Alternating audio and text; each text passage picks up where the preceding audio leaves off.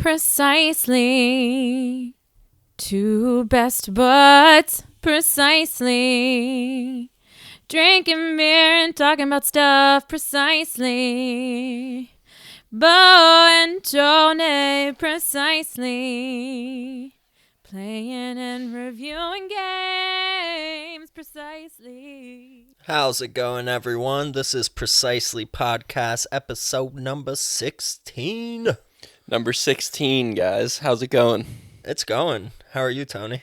Not too bad. We had a nice day today. Went out to a Flea market. local flea market. Saturday's market. Drove like a half an hour in traffic to get to it. And it was the windiest day ever. We walked around in the parking lot looking for video games. Found some stands with them. But man, the prices were not right. Not in our favor. And then the wind came, blew everything down. Glass was shattering everywhere. People were running scared. Yeah, everyone had all their, tables set up with what I like to call junk. Yeah, definitely junk. And as soon as the wind started really gusting, it was just total chaos. Yeah, clothing was like up in the air like 20 feet. Yeah, stuff was flying off racks. They had stuff flying off tables. Tables were blowing just over. All kinds of, odd stuff that people bring to flea markets. If the wind was anarchy, that's what happened today. Definitely. Anarchy blew through the flea market for sure. Yeah, it was crazy the amount of people that were there. And literally, it's all fucking junk. I hate it. I found this one guy that had a bunch of Wii U games, Wii games, PS2, PS3, even some PS4 games. And I had like a stack of like 5 of them. I was like, how much do you want for these, man? He's like, oh, $60. I'm like, no. Well, he was Spanish, so that's not what his What? accent didn't sound like that. $60. I was like, nah. I was like, how about 20? He was like, $50. And I'm like, nah. So I took the one VR game out, which was like really older generation VR game. Didn't look that good, but I didn't have it. It was sealed. But I figured, the price that he wanted was because of this new PS4 sealed game. And I was like, how much for these? He's like, $50. I'm like, I just took one out. Like, how can you say the same price? I was like, I'll give you 20. He's like, how about 40? I'm like, no, man, you're asking way too much. So we walked away. We went inside then because there's a bunch of flea market stands inside.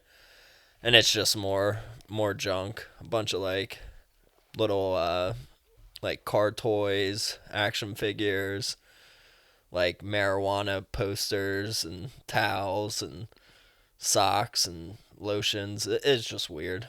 Yeah. A lot of people. There was like a game store in there, like little stand, and they were selling like Pokemon, what was it, like Fire Red or something? Pokemon Ruby for like $30. Yeah, I $30, guess. which is like $10 more than like eBay pricing. So we went back out, walked out. I was like, let me, since like time has passed, let me go back to this guy and see if he'll, take my deal. So I picked out 3 other games. Like 2 of them were Wii games. Both of them being like a Wario game. They go for under $10 on eBay. And I think it was like Scribblenauts for the Wii U, which is like a $5 game. I was like, how much for these? He's like, $40. I'm like, come on, dude. I was like, I'll give you, $20 for these 3 games. He's like, $30. And I'm like, no, I can't do it. I can't pay more than eBay prices. So it was a bust, right? Yeah, it was. I'm not a huge fan of that place. You didn't want to go, and I was like, come on, let's go. I'm feeling lucky. And you're like, no. And then when we were walking away back to your truck, I was like, yeah, remind me of this day because I don't ever want to go back again. Yeah, there's all types of people there too, man. It's like, I don't know, if all the trailer parks got together and picked out their most mediocre people, that's who shows up there. Damn, Tony. You don't think so? I guess. I don't know.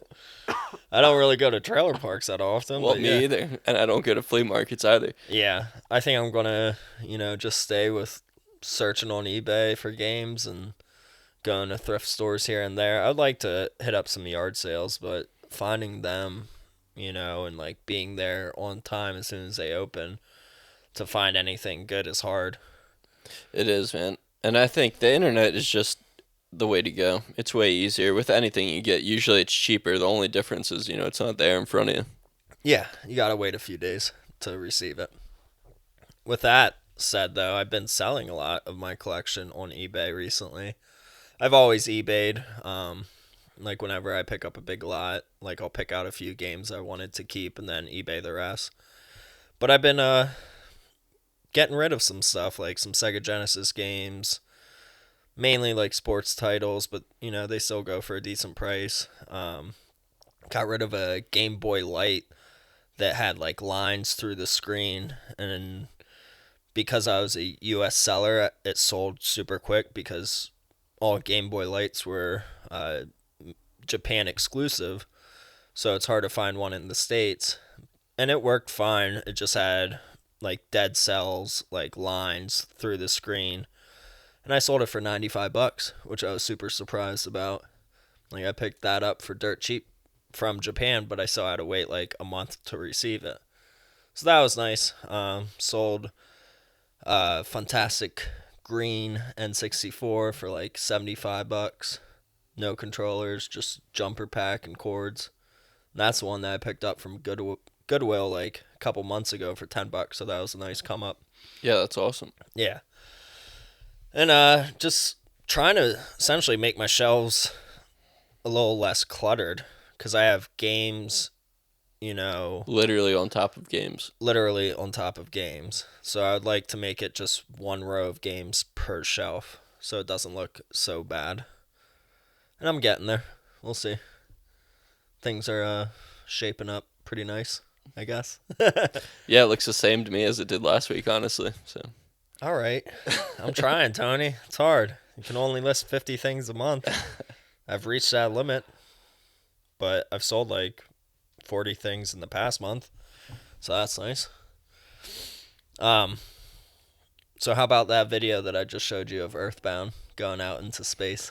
Yeah, that was pretty interesting. What was it? A kid sent his copy of Earthbound to outer space? Yeah, so this grandfather, he donated some money to like a space program, and by the donation, the scientists were like, you can send anything from a lunchbox size or smaller into space.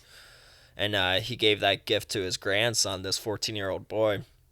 And this 14-year-old kid wanted to send his copy of Earthbound into space. And this was last year in August, I believe, that he did it. But it's a $200 cartridge. And the ironic part about it is that it's called Earthbound. So we watched this video. It's like a weather balloon, I guess, that goes up into the air. And they drilled 2 holes into the back of the cart and just sent it up in the air. And it was really cool, like going through the clouds into the upper atmosphere where you could actually see the whole Earth. And then it flew back down. It was like a 7-minute video. And the kid was like, pretty sure this is the only game of Earthbound that's not bound to Earth. So, pretty clever. Yeah. And he said that he's not going to sell it, but he would trade it for a copy of Stadium Events for the Nintendo, which is like a $15,000 game. Really? Yeah. What's Stadium Events? What are you doing that? It's just a really rare game. Oh, okay. It's like Olympics. Oh, okay. But 8-bit. Nothing special. It's just like the Holy Grail. Oh, they didn't make many of them? They didn't make many of them like as a certain type, I believe. Like they got discontinued and then came back with like a different logo. I'm not entirely sure. I'll never own it. Like fuck that. That's a game that you own and you put behind a glass case. Oh, okay. And really it's like... You wouldn't play it? I would play it to like test it out, but at the same time, I'm not going to own it,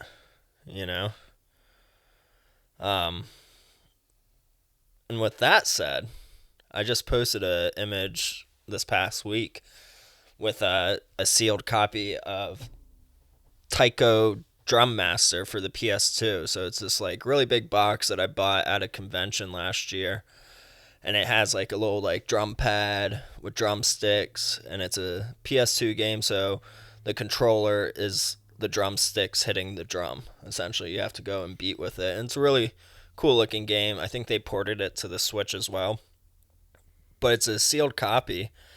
And I wrote a big box of Taiko Drum Master for the PS2 that I really want to open and play, but for some reason can't break the seal on it. Do you guys experience the same mental frustration on sealed games in your collection? And I have a few games that are still sealed in my collection, and I mainly buy them in hopes to open them someday, but I never want to open something that's sealed until I'm ready to invest some time into it. So a lot of people wrote, Deadbit Villain, he wrote, I have this game, just the game though. And that's why I don't buy sealed games. I just want to play them. The Chronicles of a Gamer wrote, nah, I open everything. And I said, I do too for the most part. Probably only 5% of my collection is still sealed. And he wrote back, if I buy something, I'm opening it. Done by Diaz, though, he wrote, I can't knock you, dude. I buy collectors and special editions just to keep them sealed and just download the game as well. And I said, wow, that seems like overkill, but I'm not knocking it. And he says, I plan to sell them in the future, and that's why I keep them sealed. I'll be selling like 99% of all my games in the future. That's smart. I guess he's banking on a big come up in the, kind of, I guess there'll be retro games by then. Exactly. And, no matter why you collect, if it's to eventually make money off of it, if it's to play games, whatever, like, do whatever you want to, with your collection, with your games. I enjoy playing my video games, but like I said, I buy a decent amount of video games, and I don't necessarily have the time to play all of them. So the ones that are sealed are staying sealed until I can play them. Yeah, certainly. So how do you think that's going to pan out in the future when like PS4 games are retro? Because, having that, so many people do the digital downloads. Yeah. So I guess the files will still somehow be available, right, for a digital download. But do you think the hard copies are going to increase in value then, like the same, or people won't be as interested because they'll be able to get? They probably won't be able to have a digital download after, PS6 is out for a PS4 game.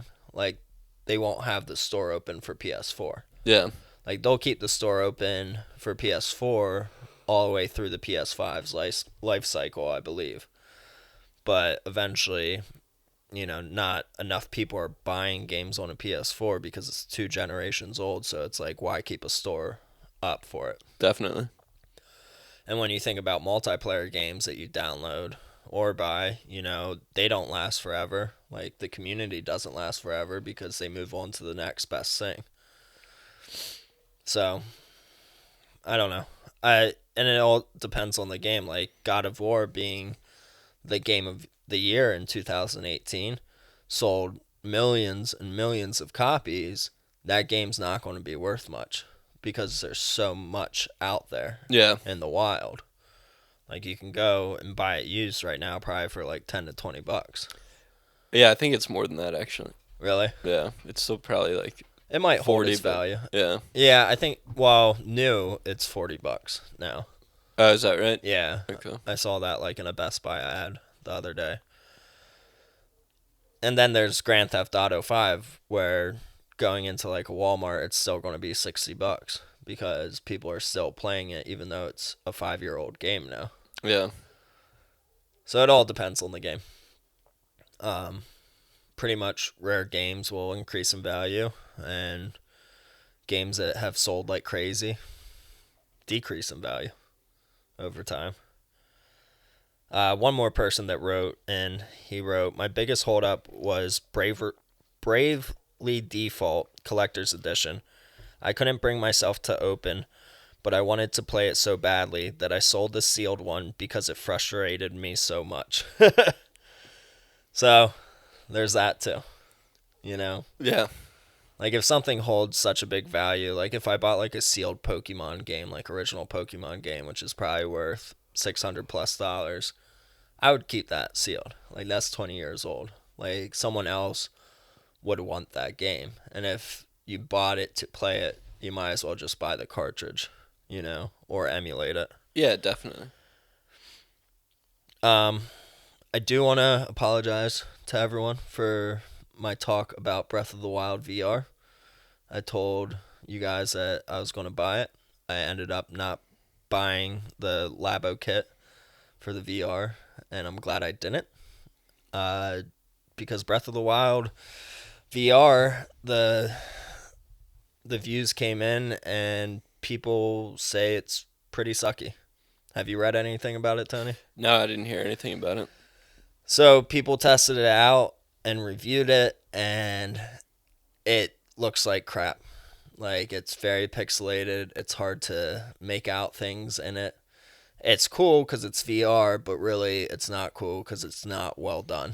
And it's mainly the resolution of the small screen that's the problem with it. So not really worth it. Not really worth it. So I'm glad I did not buy it. And I urge everyone to, watch the reviews on YouTube or read the reviews on Kotaku. Like, some people do like it. Some people think it's cool. It's the whole game, but you still have to hold it up to your head, or you have to lay down in bed and put the goggles on that way to just play it. It's not for me. And then Mario Odyssey is sort of like Astrobot, how they did it.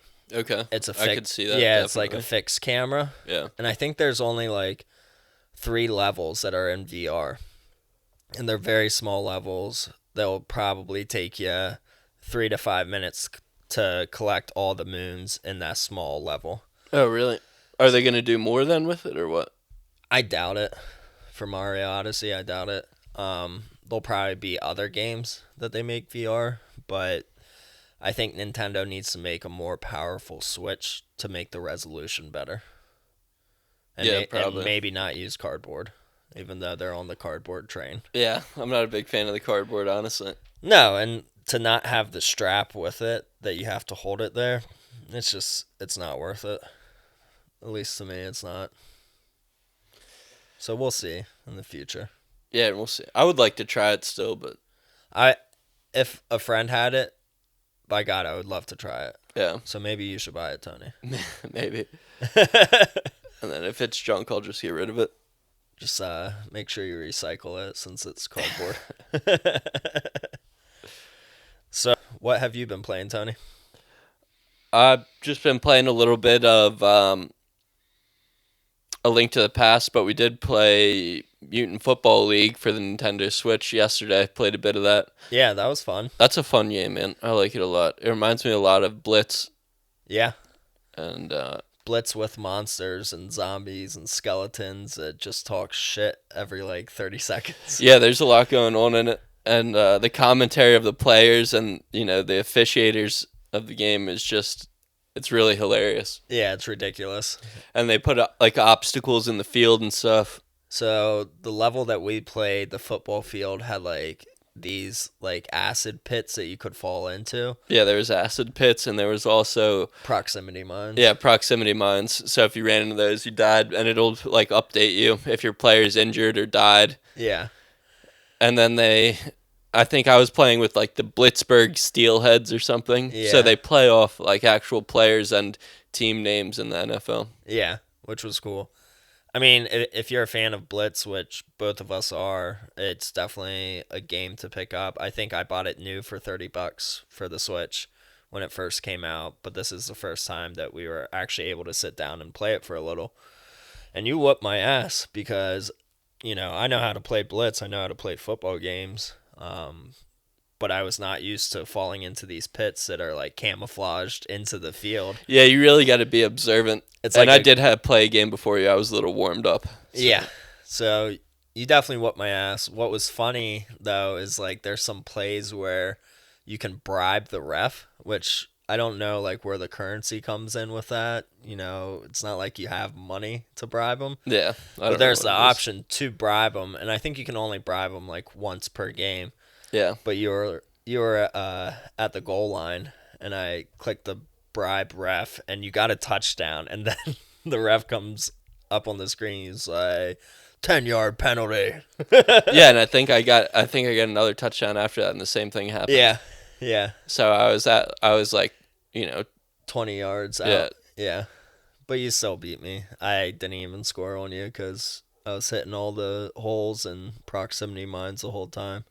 Yeah, there's really a lot to watch out for, Yeah. But it's a fun game. You can play it online as well. Yeah, it's a good shit talking game, I think. Trash talking game, Yeah. And we enjoy that stuff. I'm not really a sports fan when it comes to video games, but if it has something cool like mutants and zombies with it, like, hell yeah, sign me up. And Blitz is definitely one of my favorite sports games. So if you like it, get it. How about Cuphead? After our podcast last weekend, we played a lot of Cuphead. Yeah, man, I like it. And the more I play it, the more I like it, definitely. Did you end up buying it? No, I haven't got it yet. Okay. But it's fun, man. They did everything right with it. They really did. I pretty much lost my voice screaming after the podcast because we would get so close to the end. We were on like a run and gun level, and oh my god, it just kept getting harder and harder. And I think it's actually harder to play with a second player. Yeah, you really have to be in sync, so it kind of takes, I think it takes them, can take a little bit for both the players to kind of realize how each other are playing and then sync up. Yeah, you got to get adjusted to the other player and just realize when they jump or talk to each other like, all right, wait 1 second, wait. All right, now let's jump. And you got to stay jumping. Like once we got to like this part where you're sort of in the sky and there's these floating platforms with these like little characters holding up leaves.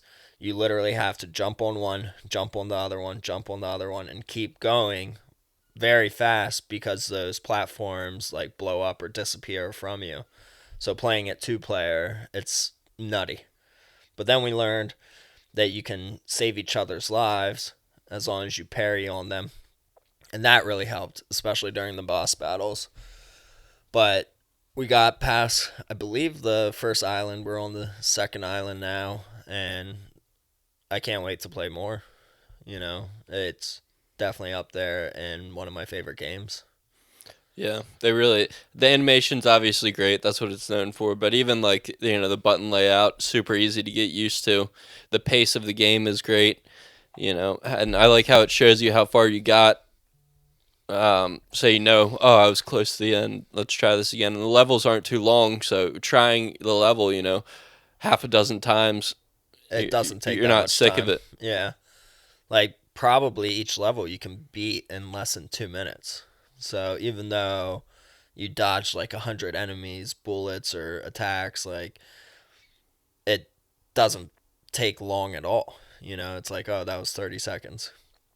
But yeah, no, when you die, when both of your players die, it does like a timeline thing to show like how far each player got. And it was so frustrating though to see us like right at the very end and then we die. It's like, god damn it, we were so close.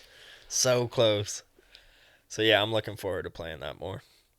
Another game I've been playing is a Pokemon hack called Pokemon Prism. It's for the Game Boy Color. It's a hack version of gold or crystal or silver. What's cool about it is that it has over 250 Pokemon in it from generations 1 to 4. So a lot of different Pokemon that you see that you wouldn't see in any other game. And one thing that I did think that was really cool is right in the beginning you can customize your character on how they look. So you can like change up their hair. Like my dude has like this big like spiky hair, almost looking like a Team Rocket person. And then you can change their sprite color. So like I have green hair. Very interesting. Very cool. And we're both big Pokemon fans, like old school Pokemon Game Boy game fans. So I highly recommend that to you, Tony. It's called Pokemon Prism. And it follows the old storyline or the original storyline? No, it's like a different region. Okay. It's called like Naiho or something region. All right. And then after you beat the game, I think there's like 2 or 3 more regions that you can go to as well. And I also read, like how Pokemon games would have like orphanages where you can like drop off your Pokemon and like the more steps that you take. Okay, it's not an orphanage. It's not an orphanage. It's a daycare. Yeah, it's daycare. Yeah. All right, well, in this one, it's like an orphanage where instead of dropping your Pokemon off to level it up, you can exchange your Pokemon. Like, you let them do the adopting, I guess. Okay. So let's say you have like a bunch of Caterpies. For some reason, you caught a bunch. You're like, I don't need all these. So you exchange 5 of them, and you get like Poke points for it. And the more Pokemon that you exchange, the more points that you get, that then you can exchange for a Pokemon that you can't catch in the wild. Oh, that's cool. Yeah, it's really cool. So how far are you in it? I beat the first gym, and I'm at like the second gym now. What are the starter Pokemon like? It's Lavatar, I believe, which is like a ground Pokemon. He's this big dude. I've never had him in any other Pokemon game, mainly because I've only played up to like the Game Boy Advance games. Yeah.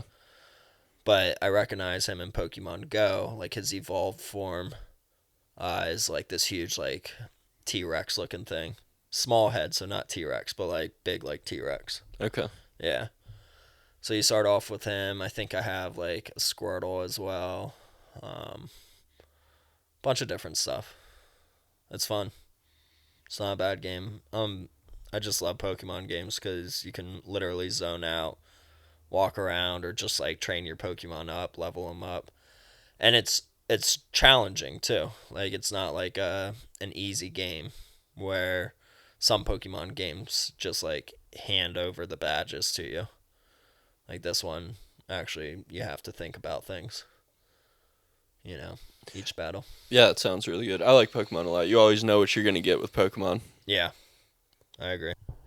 So the new Marvel movie Infinity War is coming out this week, or it came out this week. Yeah, came out just last Thursday. Past Thursday. Yeah, Thursday at midnight. So I'm super excited to go see that. I'm trying to see that this weekend.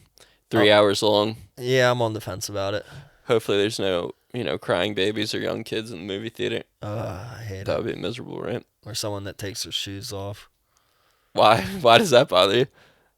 If they have stinky feet. Okay. Or if like someone sneaks in like a can of tuna.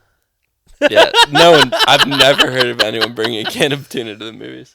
Well, I have a friend that is now eating tuna cans because he doesn't get enough protein. Okay. So he carries all this tuna with him. And he's the person, he flies a lot for his job.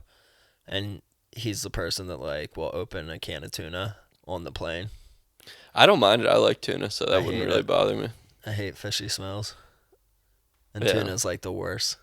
Maybe if you let it sit out, not if you gobble that stuff down. Right. Put a little hot sauce on it. That's what I do. Ugh, not for me. Hot sauce on everything. All right, so tell me about the MCU.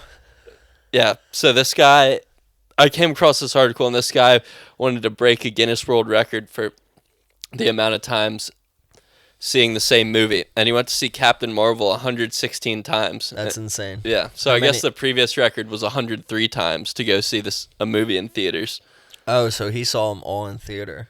Yeah. That's well, Captain insane. Marvel's relatively new also. Hopefully he had the movie pass. They get you like free mittens every day. Yeah, he must have. He probably got some kind of deal. I mean, that's 116 days worth. So a movie doesn't stay in theater that long.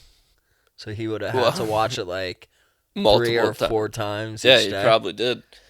Fuck that. How many hours is that? Do you know? Do the I don't math real quick, Rain Man. I can't do that math.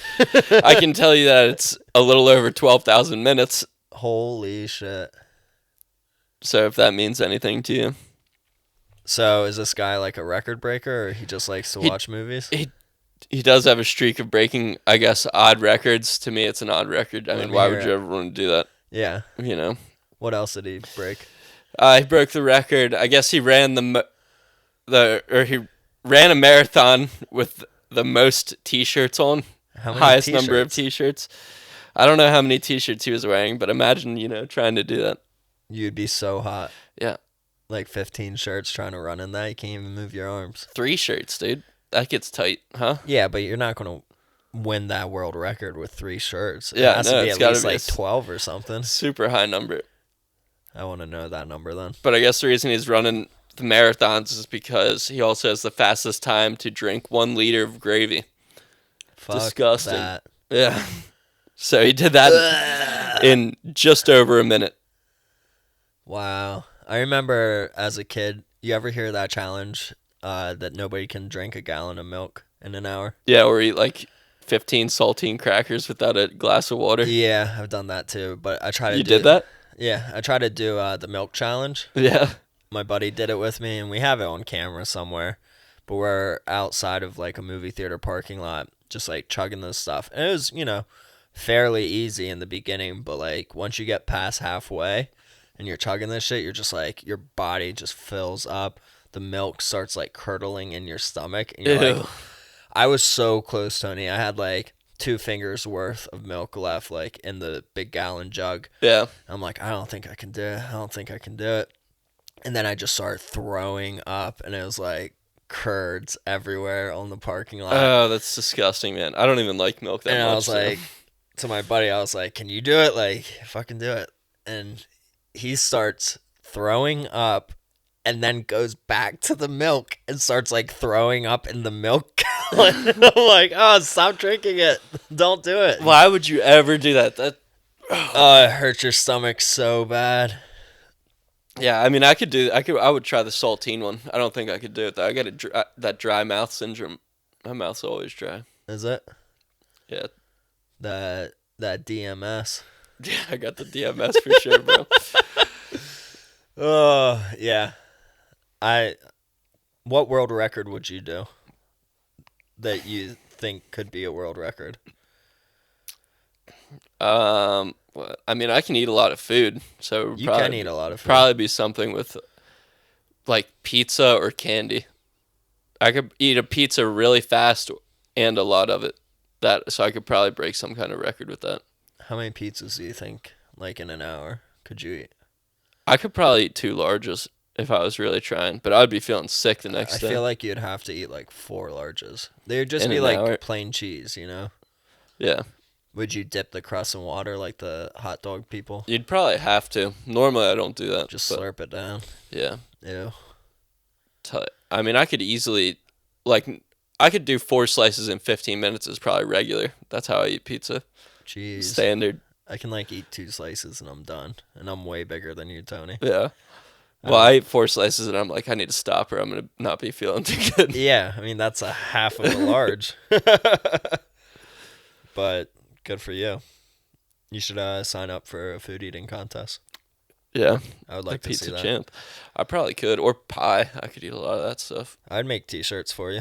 Yeah. Yeah. Well, maybe we'll get into that. See what local events we got going on this summer.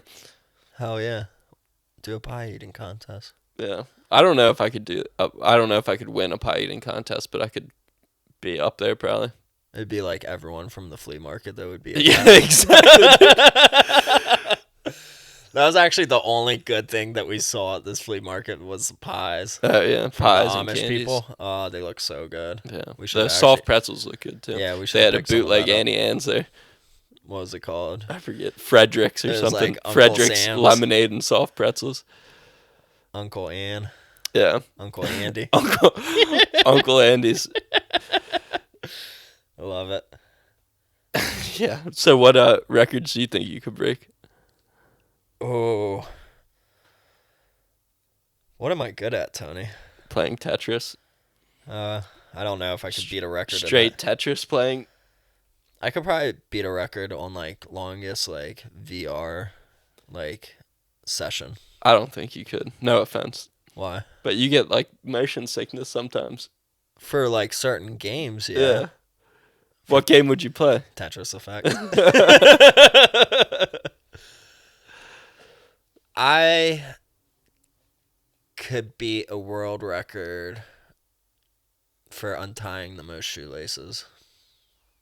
Man, your fingers would be like calloused or ripped up. They already are. Yeah. Well, it'd be a whole new level, man. What kind of shoelaces? What kind of knots? Long ones. I only know one knot. It's the shoe knot. Yeah, I don't know. I used to be into world records. I used to like own the Guinness Book of World Records like for every year, and I would love reading through it and like just seeing the So crazy great. stuff that people do. Yeah. That's ridiculous. Longest fingernails. Disgusting. Yeah. How about those records I was telling you last night? Hilarious. The sexual records. Yeah. I'm trying to think of some. Like the one was like the strongest vagina can lift 31 pounds. Yeah. Fuck that. The longest skeet distance. From the window to the wall. Yeah. Do you remember? I think it was like 19 feet, 17 feet. It was 18 feet 9 inches. 18 feet, 9 inches. So that's impressive. And if you can do that, let us know. Yeah, we'll give you something. I don't want to see it though. I kind of want to see it. Yeah, no. I mean, think about that. Dude, like knock a freaking you beer bottle off the table with that. Like, where are you skating at? Like, are you a target? Obviously. Like, but to have 19 feet. Yeah, you might need to be out at a driving range or something. Yeah, or like a gym or something, like somewhere that you probably shouldn't be masturbating. A training room. Yeah, dude, because my bedroom is definitely not 17 feet wide. So yeah, dude, like standing at the end of your hallway. Exactly. And, like, where are you doing it? Go 3 rooms over, and you got to get a little bit of accuracy. Yeah, too much. The longest session of like constant masturbation was like 9 hours and 58 minutes. Crazy. That's almost like torture, maybe. Yeah, that's a lot of lotion. Yeah, well, hopefully it was lotion or baby oil or something. You'd be getting raw dogging it. All right, enough about that. This is a video game podcast, I think. Let's get into retro recaps. All right. Link to the Past is what we've been playing. It's kicking our asses, right? Yeah, I mean, I had a tough time playing this week. I fooled around a little bit, got the magic powder. Good, finally. Yeah, you know, I was, I guess, I've been watching some videos on it, trying to get myself hyped up to play, but I'm struggling. Yeah. Where were we last? Did I talk about the ice dungeon? No, we didn't get there. I think maybe 3rd or 4th. Okay. So I went to the ice dungeon. It's in Lake Hylia. I guess that's how it's pronounced. I believe so. Hylia. And you have to warp from the island to the dark world to get inside. The dungeon itself is fairly easy to know where you are going, but there's fucking ice all over the floor, and it sucks at some points. The fire rod comes in super handy that you got from the last dungeon. But at certain points, you talk to Zelda, and she tells you to save your magic. So if you don't have a lot of magic, if you don't have that half magic powder reduction thing, you're going to screw yourself over. You find blue armor here, which reduces the damage taken, and it changes your hat color to yellow, which I love. The boss is fairly easy. I use bombos to unlock the ice that he was entrapped in. And then there's 3 eyes come popping out that you just need to whack a bunch of times to defeat them. 5th crystal attained. So after the 5th dungeon, I roamed around and found a few more heart pieces, and also went back to the dwarf's house in the dark world, and there is a treasure chest there that actually follows you around, which is weird. You can't open it. I had to look up what the hell to do with it. And if you remember, there's that guy in the light world, like right by the desert area, that doesn't talk to you. There's like a sign by him that's like, don't talk to me or something. Okay.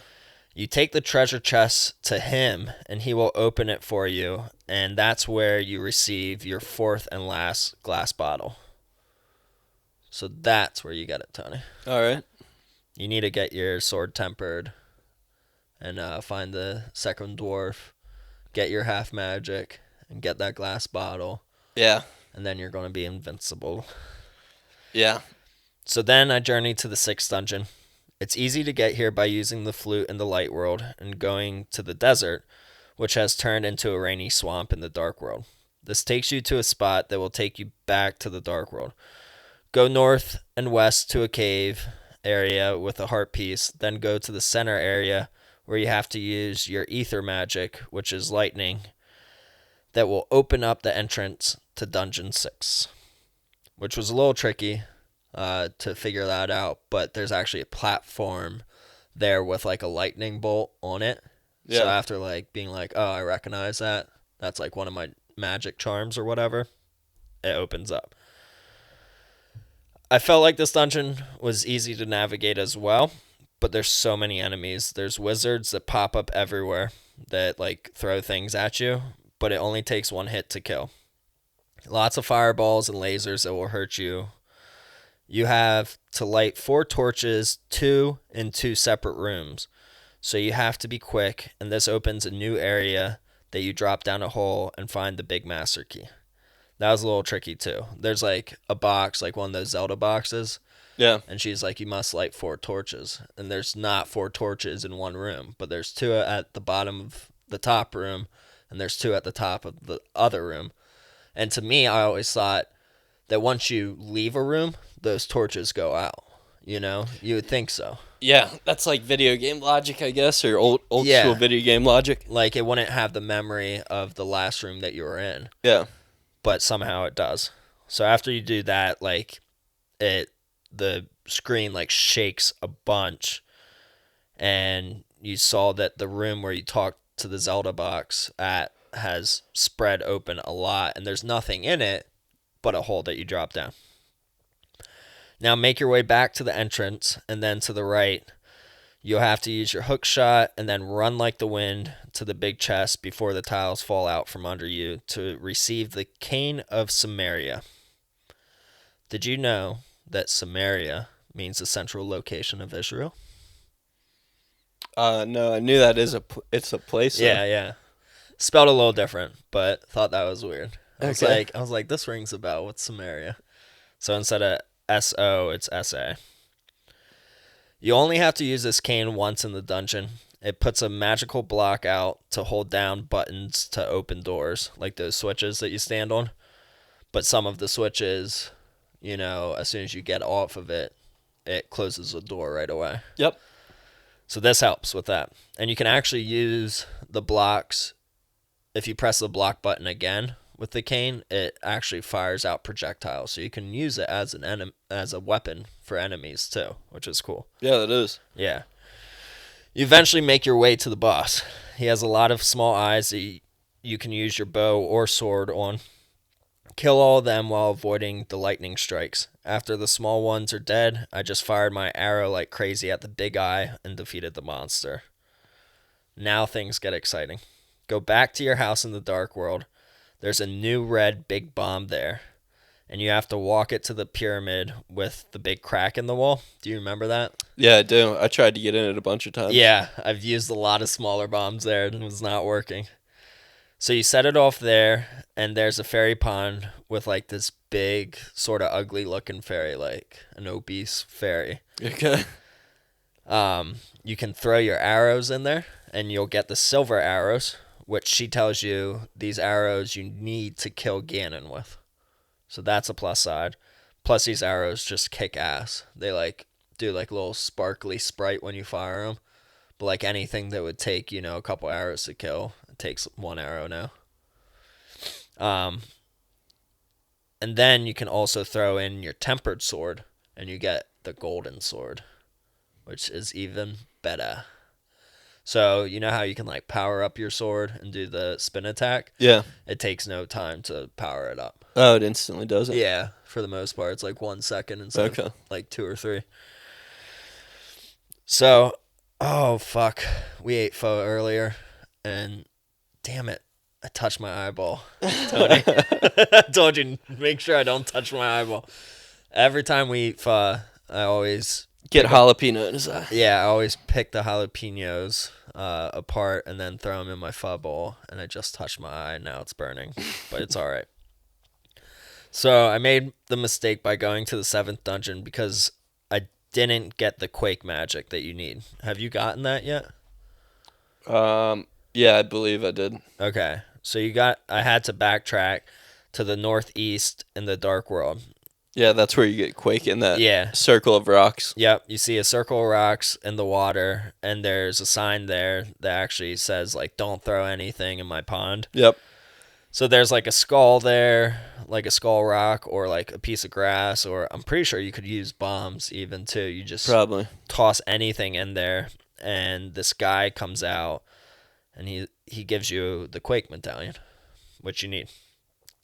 So then I went back to Death Mountain, got the cane that protects you from attacks when you get hit, which was a little hard to acquire. It's right before the 7th dungeon in like this little cave area. There's a bunch of spikes in it, so if you have the cape, which I did, you can turn the cape on and then you become invisible from attacks. And you have Invincible or invisible?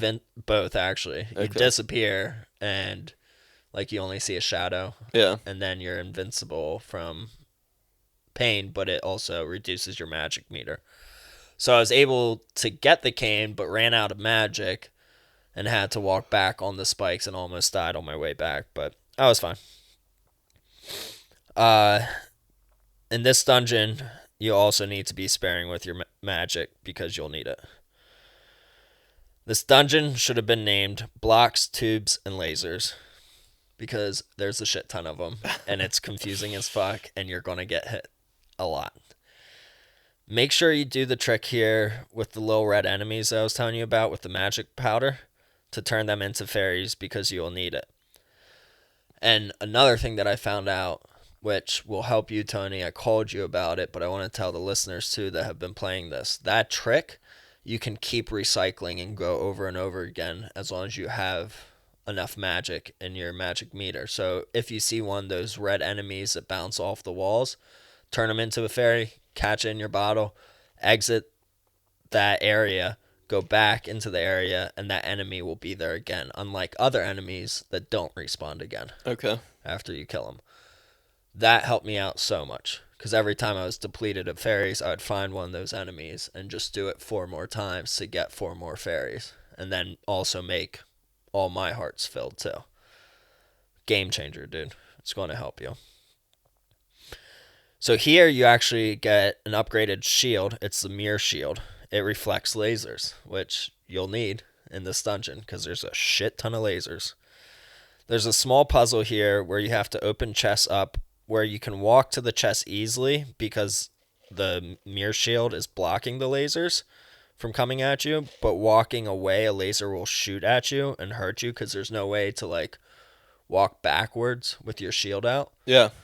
So you have to put your sword out, and by holding your sword out, the shield goes to the side of you. So depending which way you're facing, you can have the shield face the lasers, and you'll be safe. I thought that was a cool puzzle. I figured that one out. Got to the boss. It's easy as long as you have enough magic. It's a 3-headed dragon. So there's a blue dragon head, a gray dragon head, and a red dragon head. And the blue dragon head is obviously weak to fire. So you use the fire rod on that. Yeah. You'll need the ice rod for the red dragon head. And then after you defeat both of those, you can go for the gray dragon. It becomes like a snake then. And you just hit the body in certain areas where it's flashing Okay. multiple times. So as long as you have fairies and the ice and fire rod, you'll be good. So make sure you get the ice rod as well. And that's it. I thought I was going to finish it this week. I got up to Ganon's castle. I unlocked it. I played a lot of it this week. But man, Ganon's castle is just frustrating me so much. There's areas where you'll just get hit by so many different things all the time. And you're just like, fuck, how do I even pass this without dying? And then I realized, I could use the cape, and make myself invincible. But it didn't dawn on to me, like, until I actually exited out of the game. I was like, that's what I should have done. Yeah. So I do plan on beating it after this podcast to finally finish A Link to the Past for the first time. How about you, Tony? I'm going to keep plugging away at it. It's a long game. It's a difficult game. It is a very long and difficult game, but it's going to feel so good. Certainly. I think the last thing that might be in Ganon's castle is an even better armor that you can get, which I'm looking forward to getting that. But yeah, I mean, I absolutely love the game. It gets frustrating. Yes, it does. And shout out to the people that have finished that game while listening to us. I know VPixels finished it last week, and another follower and friend, Retro Gaming Rock, he finished it as well. And he posted a picture about it, tagged us in it, and he's like, oops, spoilers. Did you see that? No, I didn't see that. Yeah, I was funny. Like, oh, it's all good, man. Like, good for you for finishing it. We're just being very, very slow about it. So that's all I have for Precisely Podcast. And don't forget, guys, we have a giveaway going. Yeah, we do. Until the first weekend in May. It's May 11th, actually. May 11th. We'll be announcing. We'll do a live stream of it, but we're also going to announce it on the podcast on May 11th as well. So that's for a CIB Game Boy Advance game of Spyro Super Pack. It's 2 games in one. It retails like brand new for like 90-some bucks, and we're giving it away for free. There's multiple ways to enter. You can go to Precisely Podcast on Instagram and look for the giveaway picture, repost it. That gives you 1 entry. If you bought a t-shirt or a hoodie from us, that will give you 2 entries, and you can buy them up until May 10th to be entered into this. So if you want to buy a t-shirt or hoodie, go on to eBay, search Precisely Podcast, and you'll see both the shirts and the hoodies up there. Also, shout out to gamingpodcastalliance.com. It's a bunch of gaming podcasts like us, but different people talking about video games, news, and other really cool stuff. So if you want to listen to other podcasts, go to gamingpodcastalliance.com.